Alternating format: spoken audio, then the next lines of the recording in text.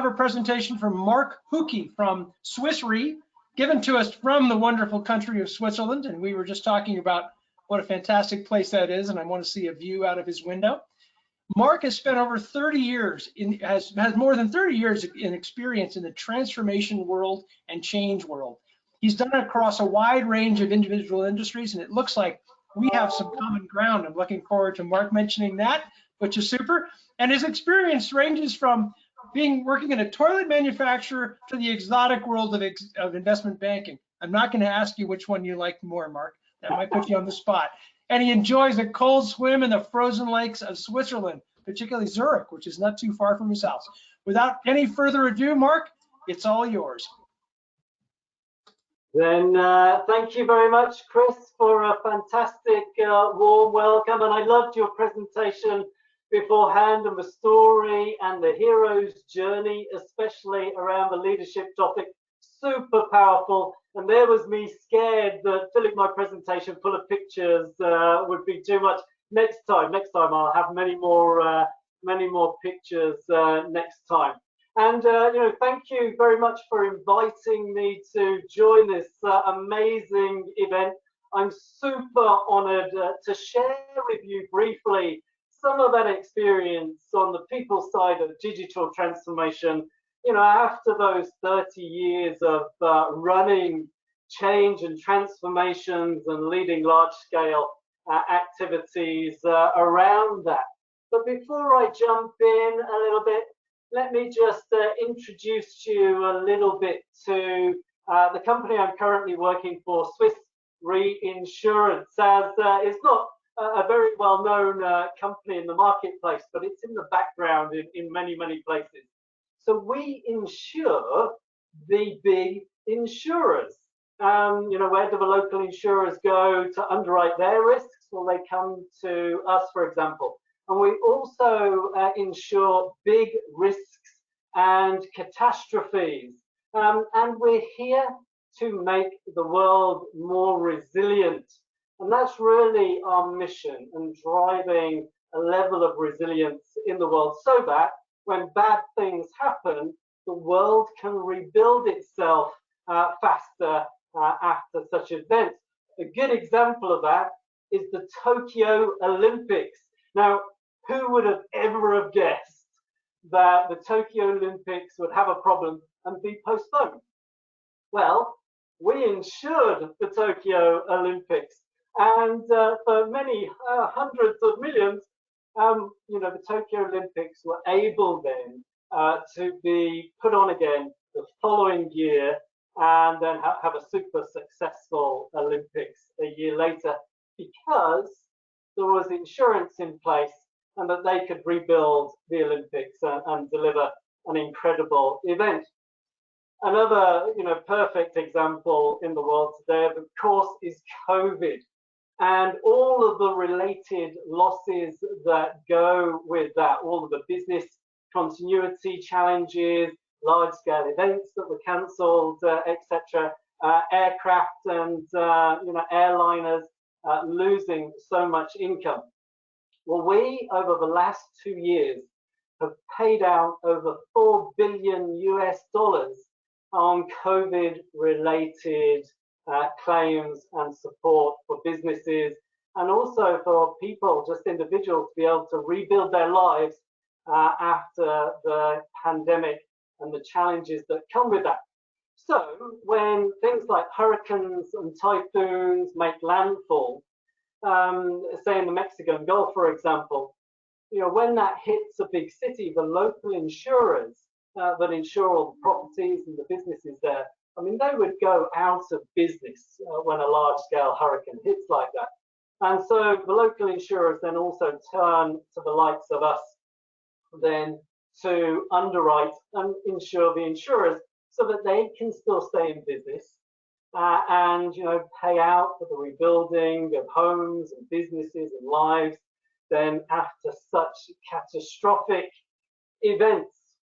Now, we cannot make the world more resilient in that way so that the world can recover after such terrible events if we did not have a resilient balance sheet You know, you can't pay out $4 billion in 2 years and still be in business if you don't have a secure, resilient balance sheet.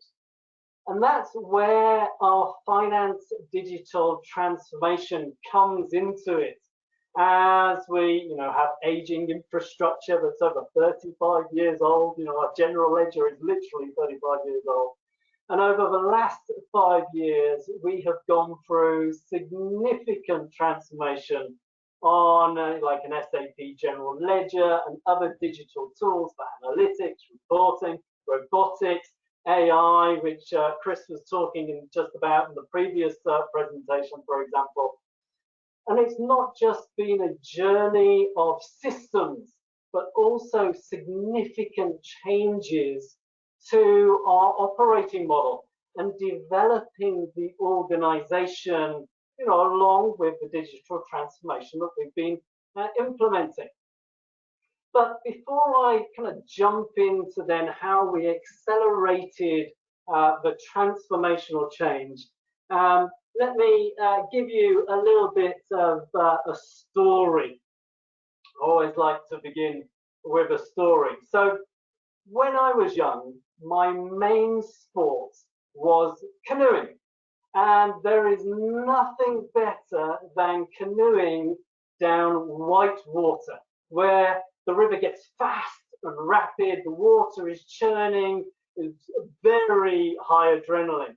And what I most enjoyed was the fact that, you know, you cannot think about anything else at the time when you're right in the middle of those waterfalls and rapids.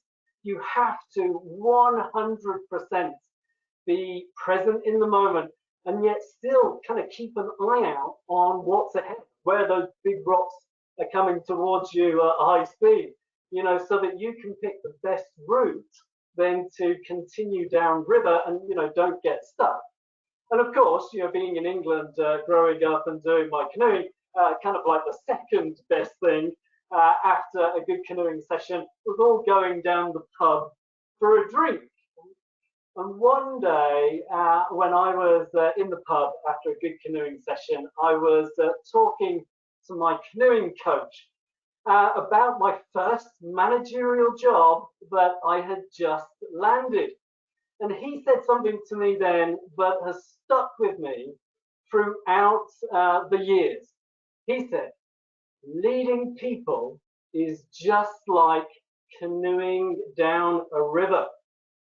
Sometimes it's flat and calm and you're, you know, gliding along easily.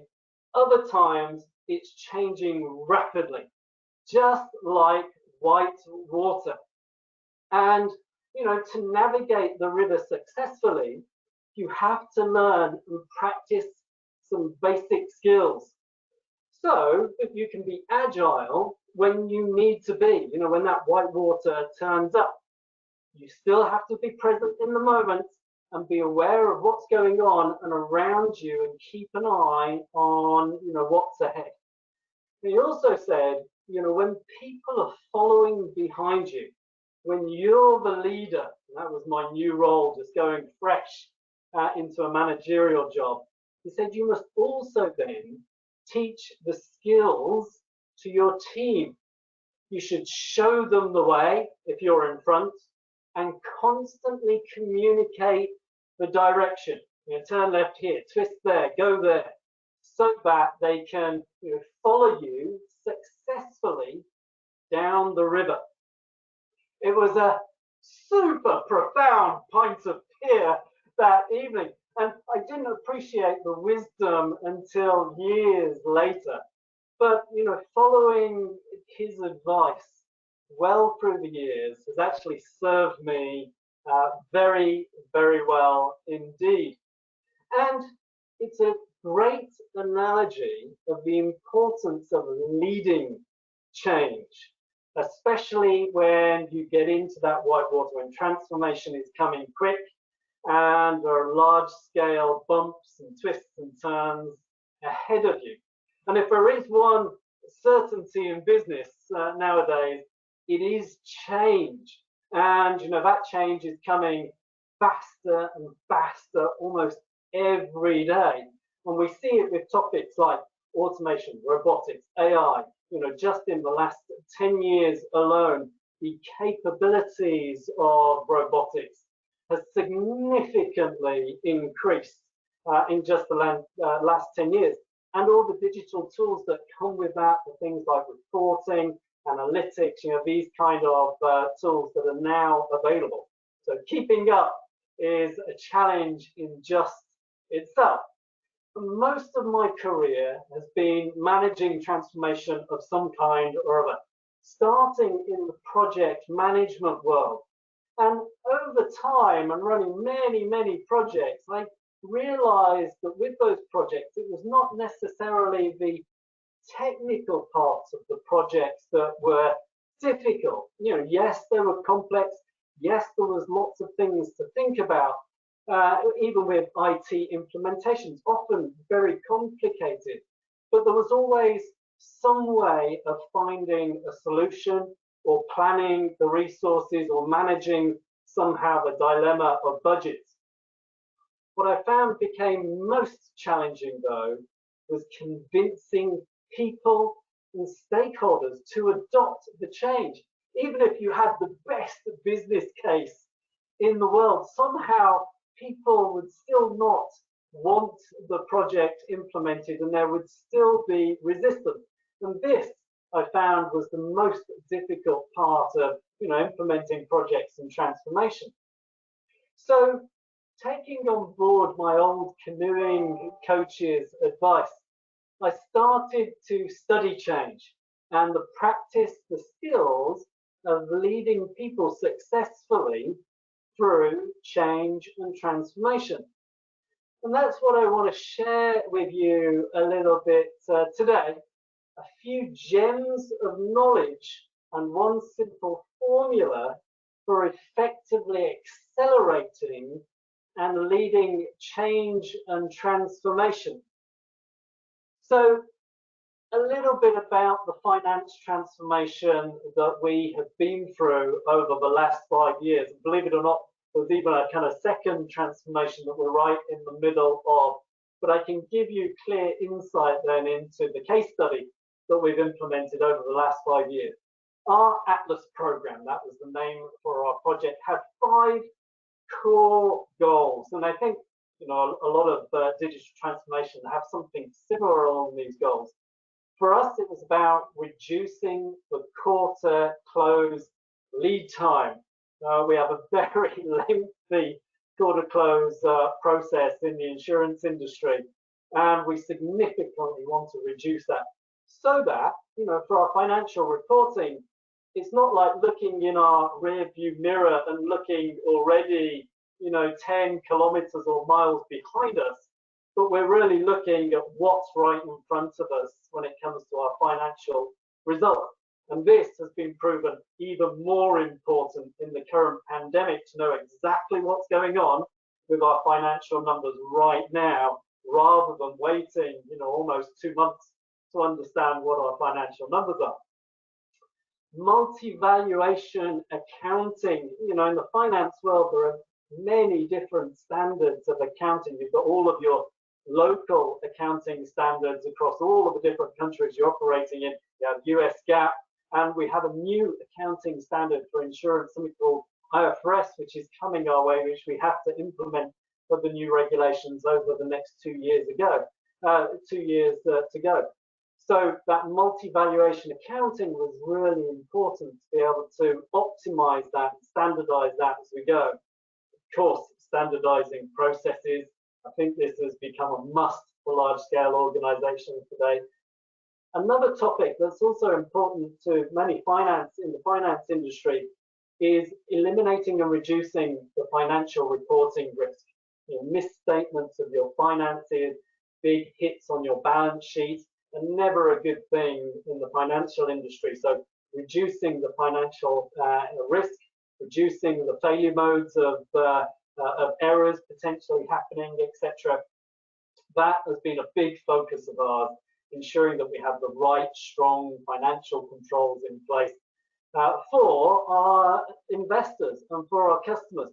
And that comes to the final goal, which was then really around becoming trusted advisors to the business and to our clients, so that we could support them in delivering and growing business, all focused on making sure that our balance sheet is as resilient and as robust as possible.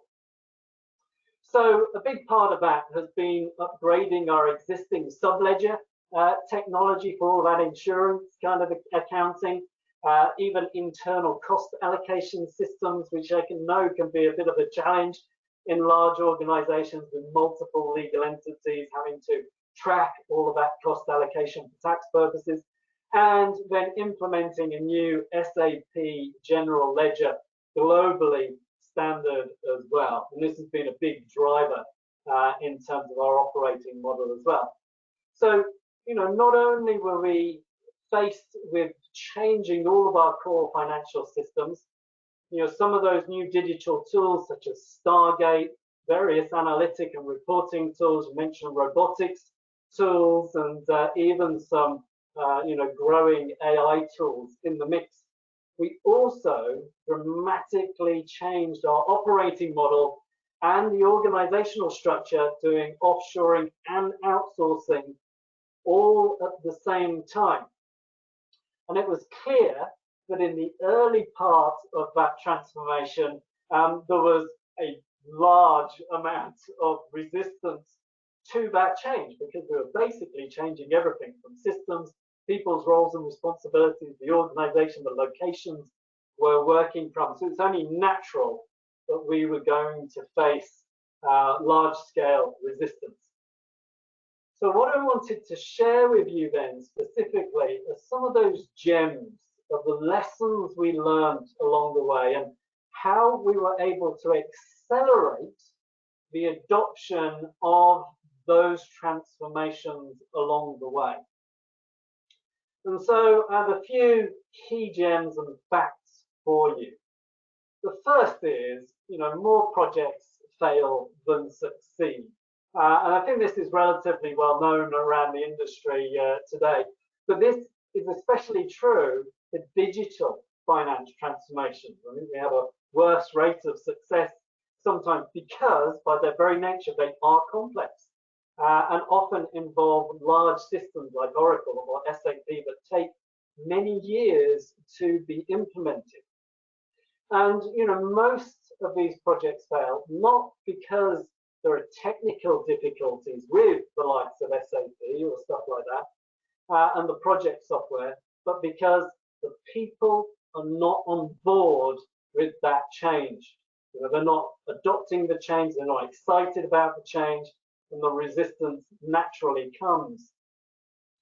The first factor to help accelerate change is sponsorship. Avoiding failure is to ensure that you have sponsorship in place. And by sponsorship, I genuinely mean, executives that truly support the project. They walk the talk, they provide the right resources, and they remove the big roadblocks. And less than 10% of projects succeed without a sponsor. And what's better than having one sponsor? Well, having lots of sponsors, of course. The more sponsors you can get, the better. So it's not necessarily you just go for one sponsor. So we actively focused on creating sponsors. We started with the big executive, and we trained him up very proactively. We used him, and we kind of almost told him what he needed to do, when he needed to communicate, when he had to be active, when he had to help us with the roadblocks, these kind of things. And once we'd got him into a good, highly supportive position as a sponsor, then we started work on building up a sponsor coalition. So finding the next sponsors in teams and divisions that we still had large impacts into, and we trained them up, and we gave them a clear role, and we fed them the communications that they needed to communicate. And by doing this, we built up a secure coalition of sponsors, very active, proactive coalition of sponsors, that when one of those sponsors left, the project didn't fall apart. The project continued even after our big executive sponsor did leave to go on to another company. Another sponsor quickly stepped into his role, and we continued driving the project forward. The second factor then is having a structured approach to the people change, and it is genuinely up to 6 times more likely to succeed if there is some form of people change management approach in your transformation. Now, it doesn't really matter which approach you take, just as long as you have one and it is applied in your transformation. Now, in the Atlas program, we started our journey applying Proqis ADKAR change management approach, and ADKAR stands for the phases, awareness, desire, knowledge, ability, and reinforcement. And that's, an approach that's very aligned to implementing IT systems. However, we found that it fell short of the cultural and organizational changes we were making. So what we ended up doing was using a combination of Proqis ADKAR and GE's change acceleration process, or known as CAP, and has been implemented along things like Lean Six Sigma as part of that change approach. So we combined the best of both approaches. ADKAR a little bit the structure and the IT rollout focus, and then for all of the organizational changes, the operating model changes, then we brought in some of the good aspects of building vision, etc., out of the change acceleration process as well.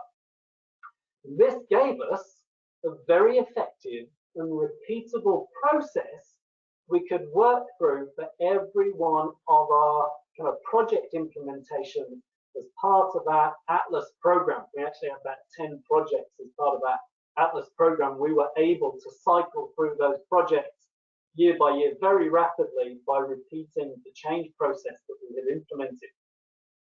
The third factor then is leadership communication.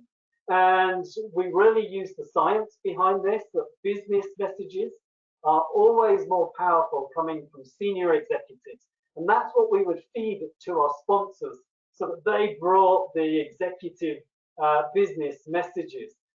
However, the changes impacting the employees, then personally, then the person that they want to hear from is their line manager, their boss. And we all know it's only natural that, when the boss says something is important, we tend to do it. And, wonderful leaders, I'm sure like some of you that are on the call, really play the most important role in change. So activating our line managers to play that important role in the transformation was actually quite difficult at start. We were met with resistance because they were also being impacted by the change. So, we tried many different ways to involve them in the process by running big collaboration hub style events, getting them to shape the strategy with us, making it important in their goals, and, these kind of things, so that they really started also to deliver the message through the line manager community in our organization.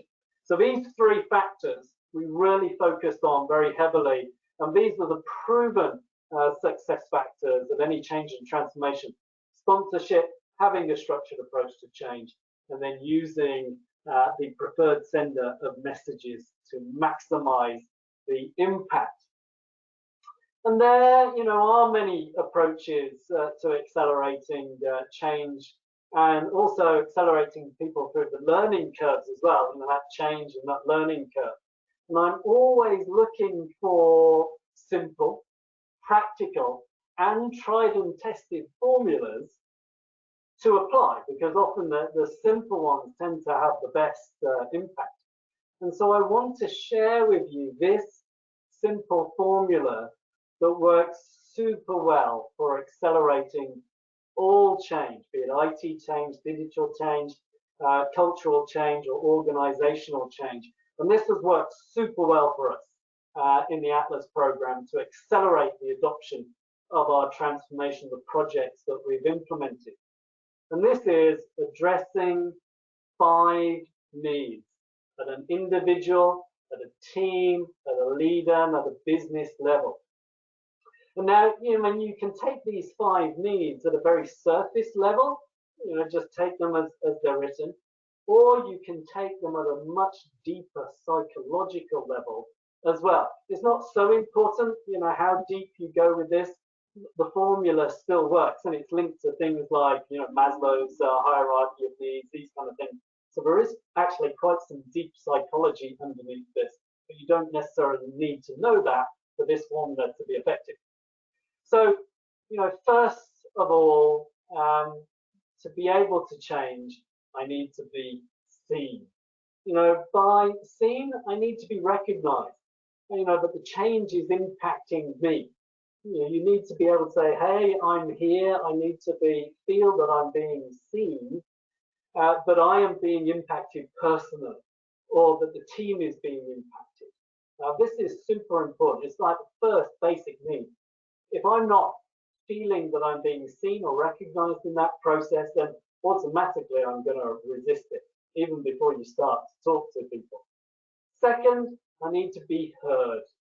For sure, I have a deep experience about the processes that I'm running or the job that I'm doing, and I will have an opinion on what works well and what doesn't work well and what the pain points are. And so, I can see something potentially that's not going to work. I want to be heard. I want to at least be able to have a say in the process of the change and the transformation that's coming. The tools that are being implemented, are they really good for me? Are my requirements being heard in that? Doesn't necessarily mean that I expect that everything that I say gets implemented, but at least I've been able to have my say. Third then is I want to be respected. And again, it doesn't necessarily mean I want to be agreed with, but I am at least respected, that my opinion is valid, and that I am impacted and I'm respected for that. I've also, done transformations that haven't gone quite so well through my history. And, this is one area where it can fall down if you don't respect the fact that people are being impacted by the change. If you ignore that and ignore the impacts for people, that can turn people off very quickly to adopting the change. And these first 3 kind of go together as a group. I need to be seen, heard, and respected. Then the fourth is I need to feel safe. And, if my role is changing, the organization is changing, or we have new digital tools, new platforms that, I'm not comfortable with or not used to. If I've worked on a particular system for 35 years, we have those kind of systems, I need to feel safe and secure that, the change is going to be okay for me. Even in massive reorganizations where people, will not necessarily have a job in that particular role, if you take care of them in that situation and allow them to feel, safe in that you are going to be cared for, that can also have a huge impact, even if the organization is significantly changing. And last, I need to feel that I belong. We all like to be part of the community, be part of that group that is going through the change. And even you can use that to your advantage by creating, leading groups that are, getting the systems first, doing dry runs on systems, these kind of things to really accelerate the digital uptake of your new systems. So, when all of those 5 needs are met, then people and I are ready to change. And that's, I think, equally as relevant in life as it is, driving the digital transformation. And I'm sure you will have all experienced, situations and changes of your projects or transformation where, maybe you've tried to have your say. You pointed out, hold on, we've got a big problem here. It's not going to be easy to implement it like that. And, when that has been batted away or not considered, then no one is listening to you, that can be very frustrating. So, adding the needs of your teams and your customers within all of that, your stakeholders, can significantly accelerate the adoption of the transformation. And, it can be very simple to drive that and focus on each of those things. You can even get your sponsors to say something like, I see that you're impacted. I would like to hear your view because I respect your opinion. I can assure you the new system is safe, the data is secure, and you're part of this large group going through that transformation. Within that short paragraph, you've addressed all the 5 needs in almost one sentence. It can be a very simple formula and super powerful in accelerating the adoption of the change, especially when you get those line managers trained up to understand that and speak in that way. Adoption can accelerate very, very quickly. And actually, we got to the point 2 years into our Atlas journey where people were so excited to get our new general ledger that we almost had the opposite problem. The business and the stakeholders were pressuring us to move and deliver it faster because we'd got them so excited and addressed their needs up front, before they'd even received the general ledger system.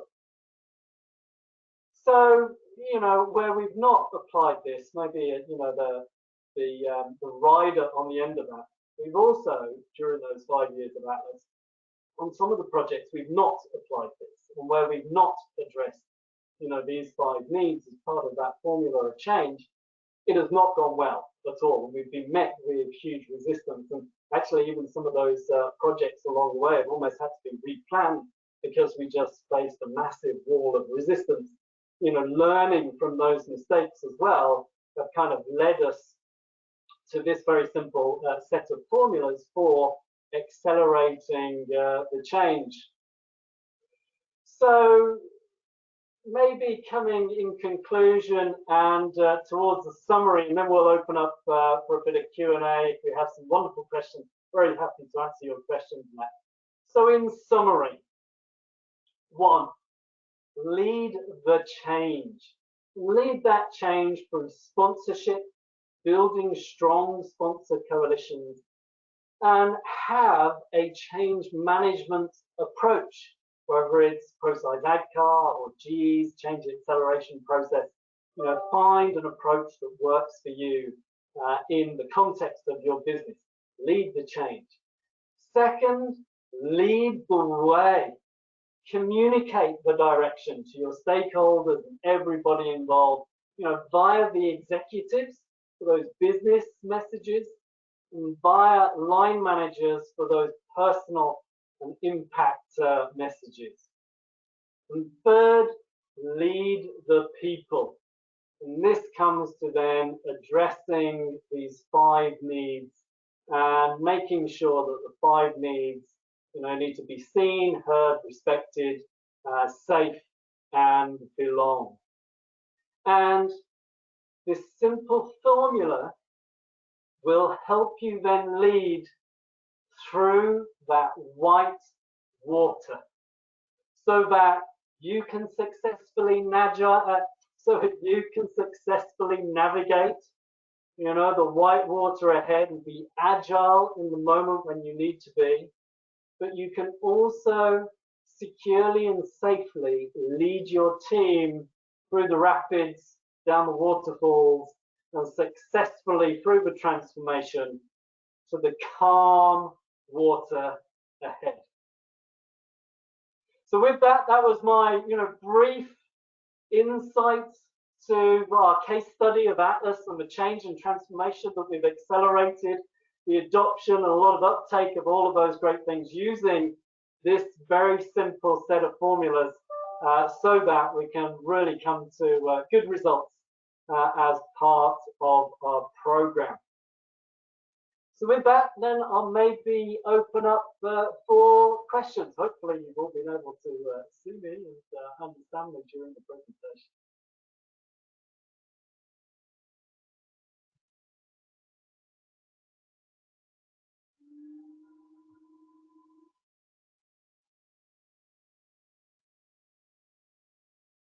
Oh, Chris, we can't hear you.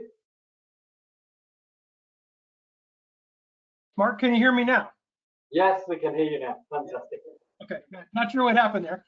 All right, I'm not sure what I'm supposed to do with some strange things happen. Thank you very much. That was fantastic. And specific, I mean, I have to admit, when someone touches on something that is familiar to you, right, that is familiar in your own life's journey or your own experiences, it's hard not to just resonate with that. You know, you can just, I can hear, I mean, I had no idea you were going to include the change acceleration process from GE, which of course was an incredibly well-researched tool, and it's fantastic, but a tool and using it are two different things, right? And so I was very impressed by that story. You and I have not exactly the same background, but very similar. A lot of, and I was thrilled to hear that journey. And I know Swiss Re is a, you said it was not all that well known.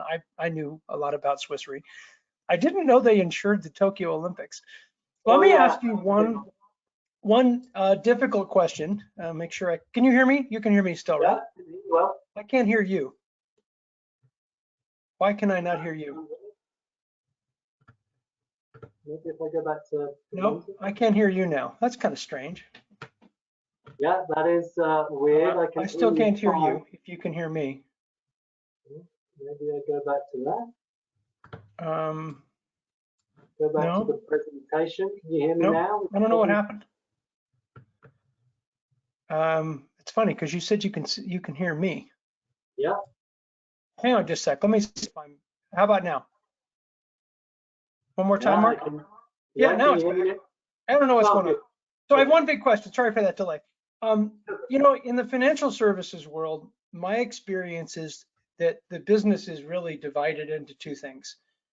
There are people doing deals and doing risk analysis on deals, right? That's the primary revenue generation of a business, doing deals and doing risk. And they think differently than all the people making the whole damn company run. It's like they think of different, and of course they think of themselves sometimes better than the other people. But anyway, you're looking for sponsors, you're crossing that line, right? You're crossing that line. So can you talk a bit about what I would call is probably the magic potion? And it sounds like you did it. You said it a little bit about building sponsor coalitions. How do you get that sponsor? What brilliant technique do you use to get the sponsors on board your projects? Oh, there's maybe several layers to answer that question. But first, you know, for sure, we had, you know, actuarial sponsors, the people doing the underwriting and coming up with these wonderful risk models. And they then feed, you know, the information on the contracts then into the finance systems, and then we give them the, you know, how much money we're making back to them. So this is intrinsically linked as a loop of information. And so we had to have sponsors on both sides of that loop, and they are very different characters. So there's a few secrets that we learned along the way about, okay, how do you, first of all, get one of those executives to become a sponsor, especially if they're not too excited about, you know, the prospect of getting involved in first. So first of all, giving them the overview of the facts and the scope of the implementation and how that implementation is going to benefit them personally. I think at a senior level, all senior executives have a certain level of ego, and they're all trying to build a level of platform for themselves. Some people use the word kingdoms and these kind of things, but they're all, you know, they're all trying to build their careers. Sure. And so literally sitting down with them in a one-to-one situation, really saying, okay, look, this project can actually help you build your platform career or help you meet your aspirations individually, as a team, as a division, and as a business. And this particular focus we found has activated all but one sponsor when we've gone at it from that approach. And we really activate that, you know, what can it do for you personally in your career and your platform, and what can it do for the business that then makes you as an executive sponsor look amazing. And when we're focused on that and we've been able to deliver on that, then actually their sponsorship just goes up and up and up and up and up, because they're reaping the rewards of that personally, irrespective of the technical details of the transformation or the implementation that's going on. You know, they're being the spokesman and they're getting the recognition, you know, for the delivery of the program. You know, I feel like if we lost the signal right now and suddenly I couldn't, you know, we couldn't talk, that point is so, it's so profound. And when you're younger or less experienced in the business world and you get into these projects, I think you think of things, you think that people are going to just be magnanimous and they're going to do things because they're good ideas and, you know, rah, hip hip hooray or something, right? And the older you get, the more you realize what's in it for everyone, right? And you know, I mean, and there's not, you know, I remember being a young project leader and I was so excited about the project because it was all about, that part was all about me, the project piece, right? And then I looked at my team and I'm like, oh yeah. Oh no, it's all about them. And no, it's all about both of us. No, it's, you know, it has to be all about everybody, right? Yeah.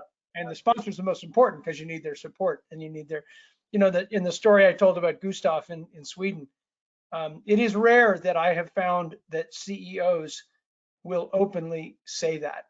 They all know it, but they will openly say, look, you got to check all these boxes with all, this is just, they all know that, but they don't want to say it because it sounds a little, you know, like they're not being, you know, above the fray, right? And so I think they're a fantastic example. Let me see if I got anything else here that I can ask you. Well, okay, here's the obvious one. We got 3 minutes. So in 3 minutes, give you there a challenge, 3 minutes. Although I ran a little long on mine, so if you want to run along, that's too, you can do that. In 3 minutes, if you had, and I always hate it when somebody says the greatest or the worst, but can you talk about some of your most most memorable difficulty and a most memorable success as a result of this? It doesn't have to be number one, but whatever is most memorable to you, a difficulty and a success. Two very quick ones. One of the most memorable, not great experiences was we had two sponsors. They were great sponsors in an individual, and we were implementing, you know, an expense management system. And, you know, the one was kind of responsible for the expense system and travel. And the other one was then, you know, responsible for the finances. And these two sponsors, to say that they did not like each other personally was an understatement. And so the wars that went on, you know, with these people were bad in between, and all for the teams that were trying to implement the expense system. And that was a very tough and bad situation. I was in the middle as the transformation lead, getting hit from both sides.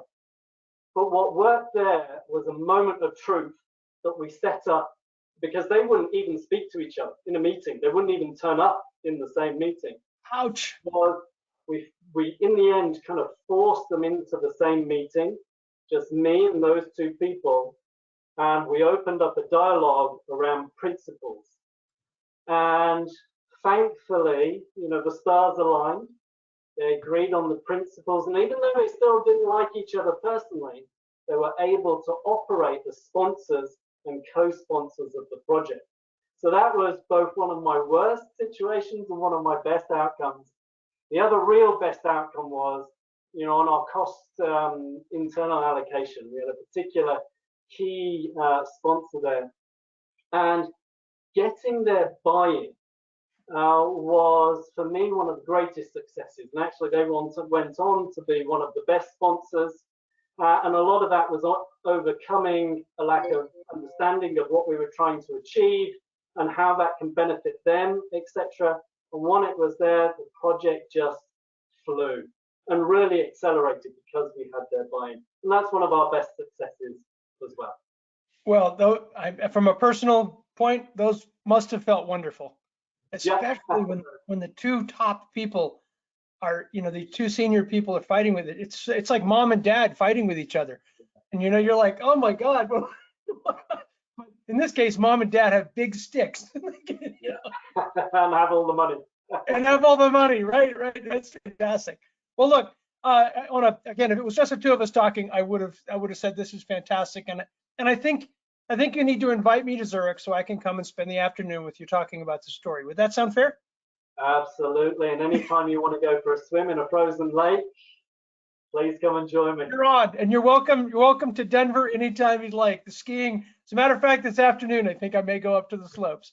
Okay, well, look, everybody, thank you very much for joining. Mark, especially that presentation. I have to admit, it's right up. I'm in your tribe, man. I love that topic. I love everything you went through.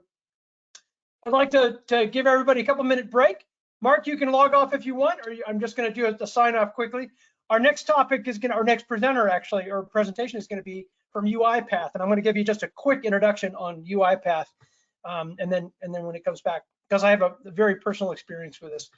UiPath is one of the leaders in the world actually in the robotic process automation, and there are several great companies. UiPath I happen to have worked very closely with when I was at Deloitte and Accenture. So we've got an interesting story. In this case, there's an insurance angle to it. So come back at the top of the hour for that.